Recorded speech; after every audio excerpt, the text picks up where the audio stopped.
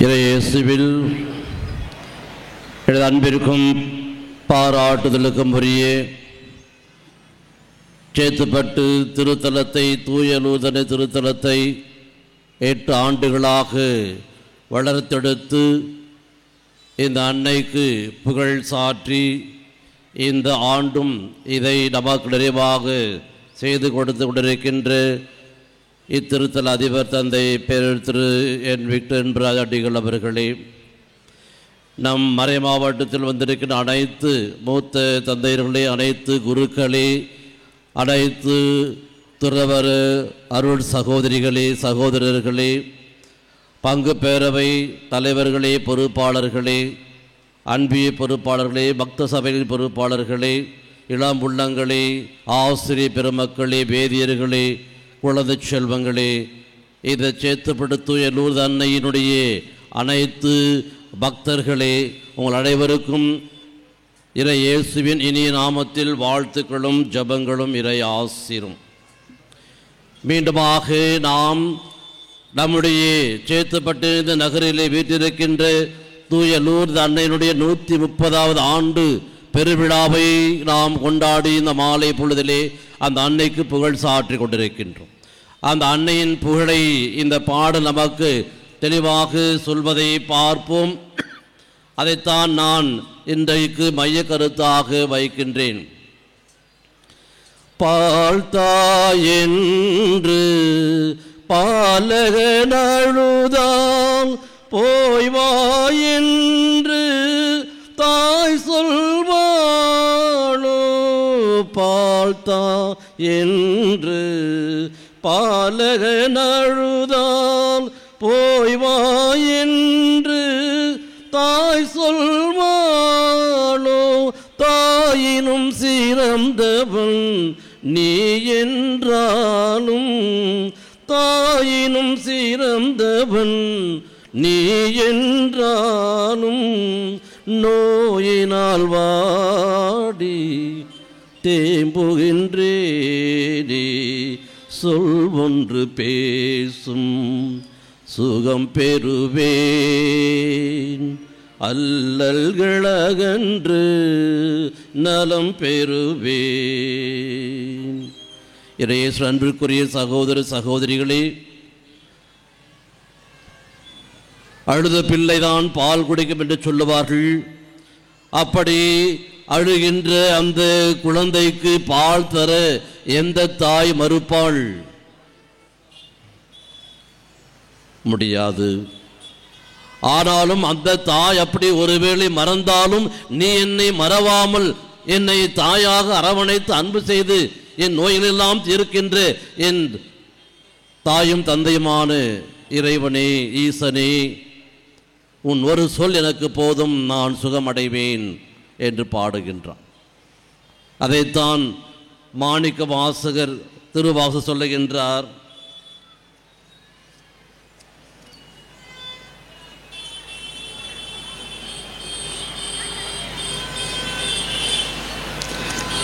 பால் நினைந்தோட்டும் தாயினும் சால பரிந்து நீ பாவியனுடைய ஊனினை உருக்கி உள்ளொளி பெருக்கி உழப்பிலா ஆனந்தமாயே தேனினை சொரிந்து புறம் புறம் தெரிந்த செல்வமே இறைவனே, யானுனை தொடர்ந்து சிக்கென பிடித்து கொள்வேன். அன்புக்குரிய சகோதர சகோதரிகளே, தாய் என்ற சொல் நம் அனைவருக்கும் ஒரு மகிழ்ச்சியை கொடுக்கின்றது, ஆனந்தத்தை கொடுக்கின்றது. நம் அனைவருக்கும் ஒரு உள்ளார்ந்த உவப்பை நமக்கு கொடுக்கின்றது. இந்த தாய் நம்முடைய வாழ்க்கையிலே ஒரு முழு அங்கமாக இருப்பதை பார்க்கின்றோம். தாய்தான் கருவை சுமக்கின்றவள், அந்த தாய்தான் அந்த கருவிற்கு உயிர் கொடுக்கின்றவள், அந்த தாய்தான் பாலூட்டி சீராட்டி தாளாட்டி அந்த மகனை வளர்க்கின்றவள். அந்த மகன் நோய்வாய்ப்படுகின்ற போது அவனுக்காக கண் துஞ்சாது உணவு பாராது அவனை பாதுகாக்கின்றவள் இந்த தாய். இந்த தாய்க்கு ஒரு சிறு கீறல் விழுந்தாலும் அதற்காக துள்ளி அணைத்து ஓடுகின்றவள், அந்த குழந்தைக்காக தன் உயிரையும் கொடுப்பவள் அவள்தான் தாய். தாய் தந்த பிச்சையிலே வளர்ந்தேனம்மா, அன்பு தாய் தந்த பிச்சையிலே வளர்ந்தேனம்மா என்று பாடுகின்றானே அன்புக்குரிய சகோதர சகோதரிகளே. நம் அனைவருக்கும் ஒரு தாயாக இந்த அன்னை மரியாவை ஆண்டவர் கொடுத்திருக்கிறார். அதைத்தான் நற்செய்தியிலே நாம் வாசிக்க கேட்டோம். அந்த கல்வாரி மலையிலே சிலுவையிலிருந்து தன் சீடரை பார்த்து இதோ உன் தாய் என்று ஆண்டவர் நம் அனைவருக்கும் அந்த தாயை நம்முடைய தாயாக அவர் கொடுத்துவிட்டு சென்றார். இந்த தாய் இன்றைக்கு உலகெங்கும் லூர்து அன்னையாக அவள் போற்றப்படுகின்றாள். இவள் எல்லா மதத்தையும் கடந்து ஒரு தாயாக வாழ்ந்து கொண்டிருக்கின்றாள்.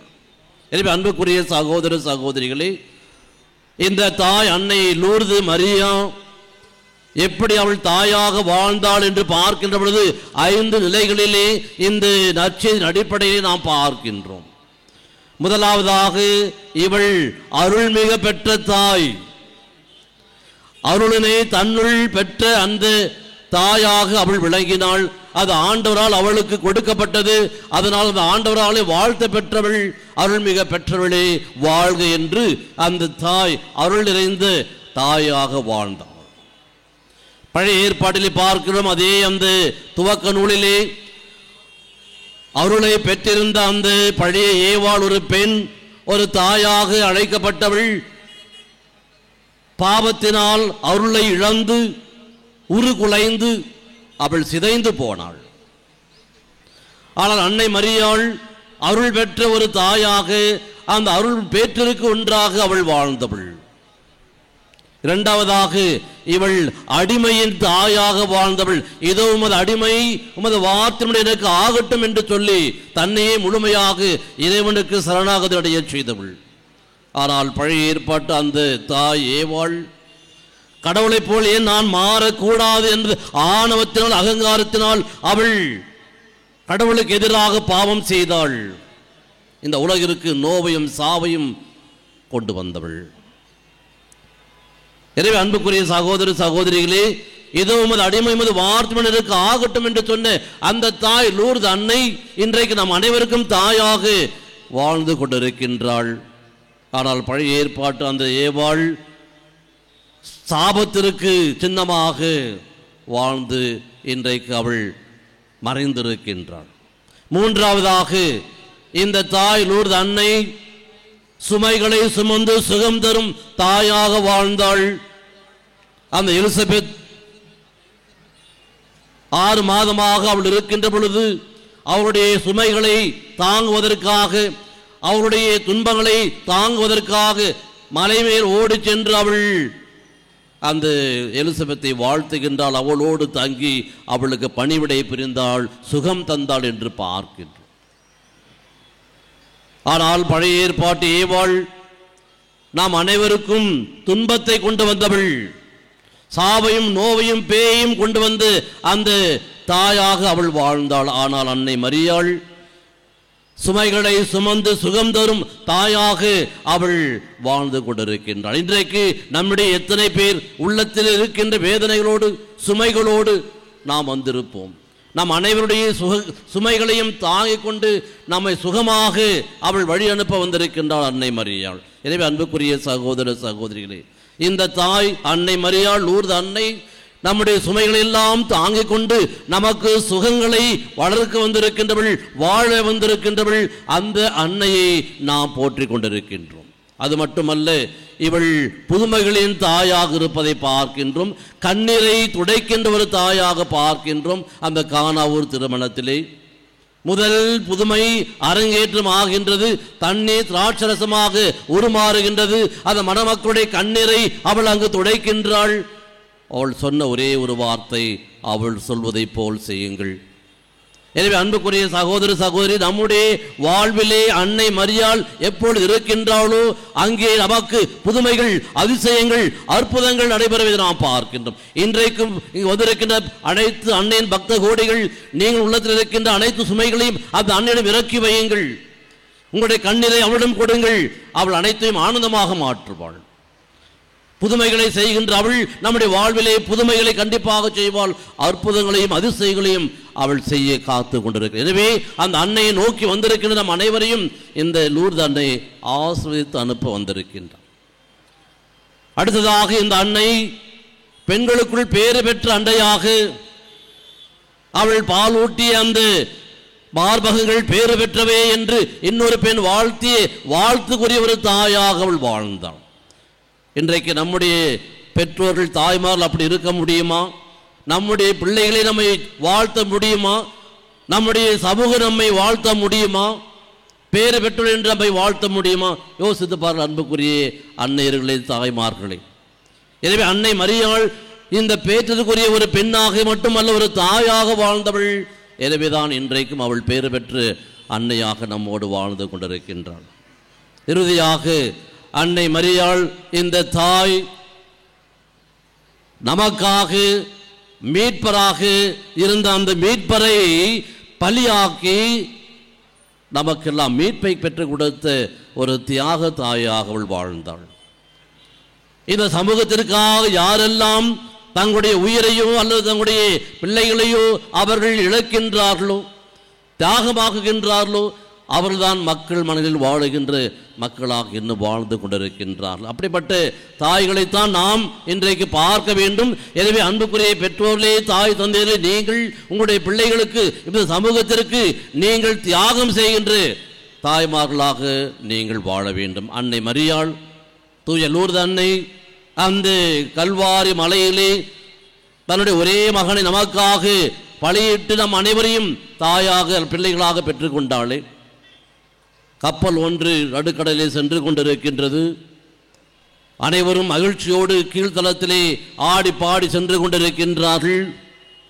திடீரென்று புயல் அடிக்கின்றது, அலை பெருகுகின்றது, அந்த கப்பல் மேல் மோதுகின்றது. அந்த கப்பல் மூழ்கும் நிலைக்கு வந்து விட்டது. எல்லோரும் கீழிருந்து மேல் தட்டுக்கு வந்து பயத்தோடு அச்சத்தோடு குழப்பத்தோடு அவர்கள் இங்குமங்குமாக ஓடிக்கொண்டிருக்கின்றார்கள் உயிரை காப்பாற்றிக் கொள்வதற்காக.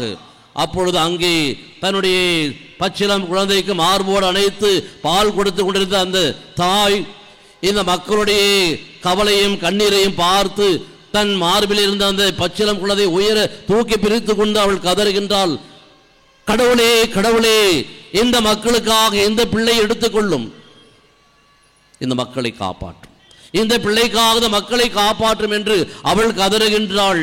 அவளுடைய கதறல் கேட்டது. கொஞ்ச நேரத்திலே அந்த காற்று ஓய்ந்தது, அலைகள் நிதானத்திற்கு வந்தன, கப்பலும் தன் நிலைக்கு வந்தது. எல்லோருடைய முகங்களிலும் ஒரு சமாதானம், மகிழ்ச்சி. இந்த ஒரு நிகழ்ச்சியை தான் அன்னை மரியாள் ஒரு தியாக தாயாக அந்த கல்வாரி மலையிலே தன்னுடைய ஒரே மகனை அந்த சிலுவையில் உயர்த்தி பிடித்து, கடவுளே இந்த மகனை எடுத்துக்கொள்ளும், இவர்களை எனக்கு தாரும் என்று சொல்லி அந்த ஆண்டவர் இயேசுவை கல்வாரி மலையிலே பலி கொடுத்து நம் அனைவரையும் பிள்ளைகளாக பெற்றுக்கொண்டாள். அவள் தான் உண்மையான தாய். இந்த தாயை தாம் லூர்து அன்னையாக இன்றைக்கு நாம் நம்முடைய மறை மாவட்டத்தின் திருத்தலமாக இந்த நாளிலே இந்த இடத்தில் நாம் கொண்டாடி கொண்டிருக்கின்றோம். எனவே அன்புக்குரிய சகோதர சகோதரிகளே, அவர்கள் பெற்ற தாயாக, அடிமையின் தாயாக, பேறு பெற்ற தாயாக, புதுமகளின் தாயாக, தியாக தாயாக வாழ்ந்த இந்த அன்னை மரியாள் நமக்கு விடுகின்ற செய்தி, நாமும் இறை அருள் பெற்ற மக்களாக, இறைவனுக்கு அடிமைகளாக, எல்லோரும் நம்மை போற்றுகின்ற பிள்ளைகளாக, இந்த சமூகத்திற்காக என்னையை இழக்கின்ற ஒரு மகனாக மகளாக வாழ இந்த அன்னை மரியாள் நமக்கு அழைப்பு விடுக்கின்றாள்.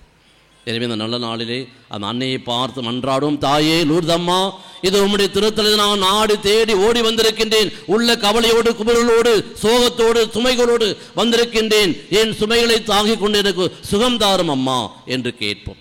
அந்த கானாவூர் திருமணத்திலே அவருடைய கண்ணீரை துடைத்தரல்லவா, என்னுடைய கண்ணீரையும் துடைத்து எனக்கு மகிழ்ச்சியை கொடும் அம்மா என்று சொல்லி அந்த தாயை பார்த்து மன்றாடுவோம். இந்த தாய் நம் அனைவருக்கும் தாயாக, இந்த உலக அனைத்திற்கும் தாயாக, மதங்கள் கடந்து, இனங்கள் கடந்து, மொழிகளை கடந்து எல்லோருக்குமாக இந்த தாய் இன்றைக்கு இங்கே வீட்டு இருக்கின்றால். அனைத்து மக்களும் இங்கே வந்து இந்த தாயை புகழ்ந்து கொண்டிருக்கின்றால். அந்த தாய்க்கு புஷ்ப பல்லக்கு நாம் எடுத்து கொண்டிருக்கின்றோம். எனவே இந்த நல்ல நாளிலே இங்கு வந்திருக்கின்ற நாம் அனைவரையும் இந்த தாய் ஆசிர்வதிக்கின்றாள், நமக்காக பரிந்து பேசிக் கொண்டிருக்கின்றாள். பரிந்து பேசுகின்ற தாயாக இன்னும் அவள் வாழ்ந்து கொண்டிருக்கின்றாள். எனவே அந்த தாய்க்கு நாம் எப்பொழுதும் உண்மையுள்ள பிள்ளைகளாக வாழ்வோம். அவள் வாழ்ந்து காட்டிய அந்த வாழ்க்கை பாதையை நமதாக்கிக் கொள்வோம். அந்த அன்னை நமக்காக விட்டு சென்று இந்த பாடலை நான் பாடி முடிக்கின்றேன். அன்னை மரியாள் நமக்காக என்றும் தன்னுடைய மகனிடத்திலே பரிந்து பேசுவாளாக.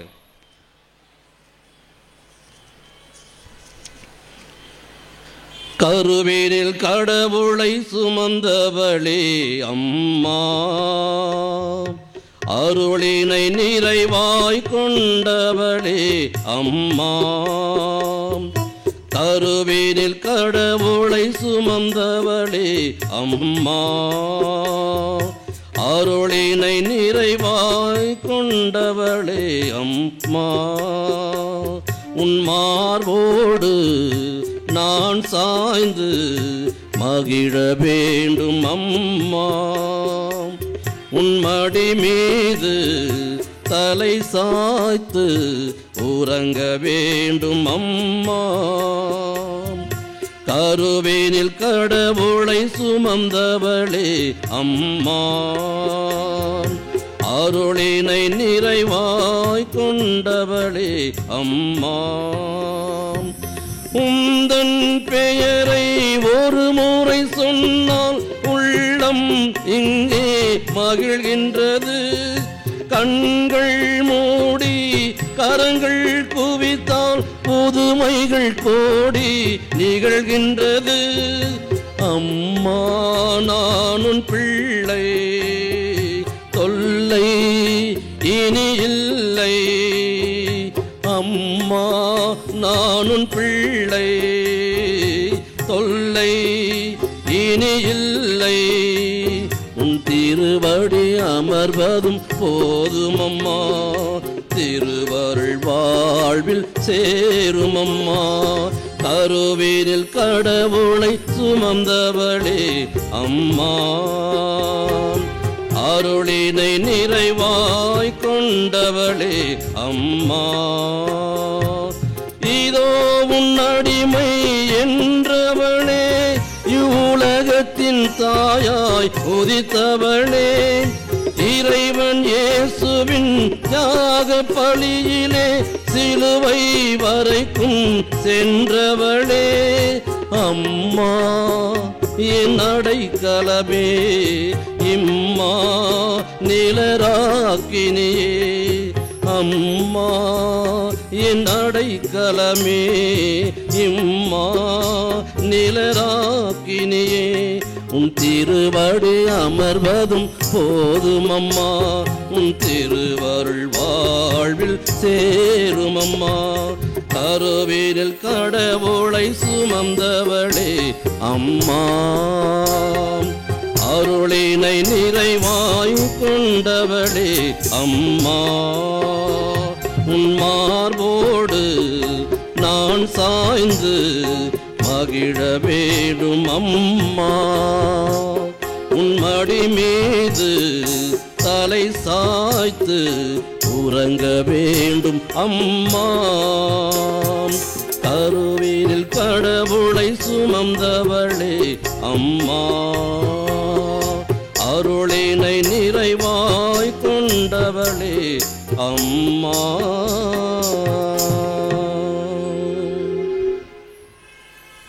என்னை கருவிலே சுமந்து என்னை பெற்றெடுத்து தாய் வீடு மேலான தாயாக அம்மா லூர்து அன்னையே, நீ எனக்காக வாழ்ந்து கொண்டாய், உன்னுடைய மகன் எனக்காக பலி கொடுத்து என்னை உன்னுடைய பிள்ளையாக எடுத்துக்கொண்டாய், நான் உன்னுடைய மகனாக மகளாக என்றும் நான் வாழ வேண்டும், எனக்கு அருள் புரியும் தாயே, என் உள்ளத்தில் இருக்கிற சுமைகளை தாங்கிக் கொண்டு எனக்கு சுகம் தாரும் அம்மா, என் உள்ளத்து நோய்களை நீ நீக்கி எனக்கு நல் சுகத்தை தாரும் அம்மா, என் கடன்கள் என் வீட்டில் இருக்கின்ற அனைத்து குறைகளையும் நீக்கி எனக்கு வளமையும் வாழ்வையும் தாரும் அம்மா என்று சொல்லி நாம் இந்த லூர்து அன்னையை பார்த்து மன்றாடுவோம்.